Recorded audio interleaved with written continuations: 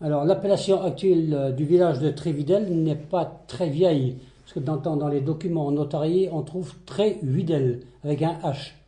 Alors, l'origine de Trévidel, on ne sait pas si c'est le chemin ou Trévidel. On ne connaît pas trop l'origine. Il faudrait creuser pour trouver l'origine exacte du village. On a des plans allemands de la guerre qui donnent déjà le nom de Trévidel. Videl. Trévidel. Mais sur les documents notariés, c'est Trévidel. Jadis, donc, tous les noms se prononçaient en breton. Peut-être que c'est le changement de la langue bretonne De la langue au française. passage au français.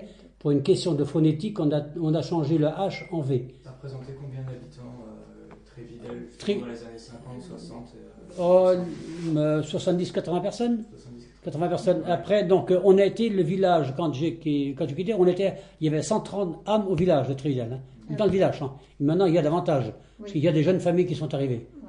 Il y a eu un apport de gens pendant la guerre. On a eu des gens qui étaient réfugiés. Oui, on a eu des gens, oui, Qui des venaient d'où, alors? qui venaient sans doute du bourg de Carvignac, ou des alentours, là où il y avait une zone dangereuse. Et ils sont restés. Ils sont restés jusqu'à après la guerre. Alors, la vie du village, le dimanche, les hommes se retrouvaient donc la place là où est ma frangine à la maison, la place du village. Ouais. Les hommes jouaient C'était là, donc, c'était là, la ouais, place du c'était là. Les hommes jouaient au palais ou alors au boule, mais c'était surtout le palais, la gailloche. C'était une quille de bois sur laquelle on mettait des pièces d'argent, puis il fallait tirer. Donc après la partie de palais, tourner des caves, donc jusqu'à la salle. Les cadres du village. Du village, et il arrivait à une certaine heure quand il fallait faire les travaux, les femmes allaient récupérer les hommes dans les caves, parce que ils se seraient oubliés dans les caves, et puis les femmes, elles avaient la poigne, ramenaient les maris à la maison pour donner manger aux bêtes et faire les travaux. Donc c'était ça, c'était la seule activité, ça. Les premières fêtes ont été instaurées ici en 1962.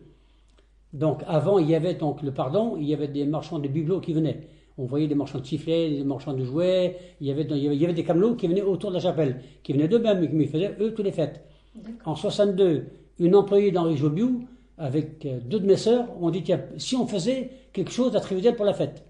Elles ont lancé donc l'idée de faire une fête. La première année, c'était tout simple.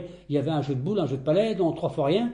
Et c'est là qu'après Henri Jobiou dit l'idée est très bonne, on va essayer de la faire évoluer.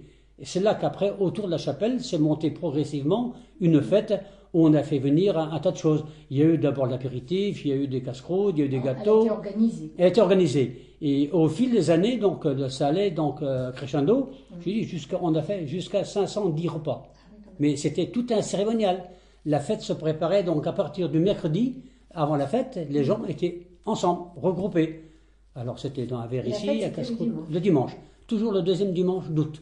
Alors les événements importants qu'on a eu ici, le mariage, la chapelle, donc on n'avait pas connu de choses avant. Le mariage, c'était ma sœur, dont la photo est là. Ouais. C'était le premier mariage dans la chapelle à Trévidel. Donc après, donc, il y a eu le mariage à Hélène Jobiou, la fille Henri Jobiou. Ouais. Après, donc, il y a eu ma fille. Et donc, j'ai dit Mifort, donc la fille à Nicole, la coiffeuse, qui est venue là.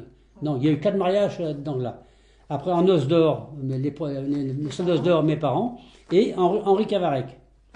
Donc là, en gros, Il n'y a pas eu de baptême. il n'y a pas eu de baptême. Non, je mentirais. Et après, il y a eu des baptêmes qui ont été faits sous une autre forme à la fontaine. Mais les baptêmes étaient faits après la messe. Oui, oui, d'accord. Ouais. Les gens arrivaient après la messe. Ah, d'accord. Ça se fait encore? Il y a eu encore, il me semble, il y a quelques années, il y a eu encore des baptêmes de jumeaux. Mais ce ne sont pas des gens du coin. Non, Ce c'est sont pas- des gens de l'extérieur qui demandent à venir là.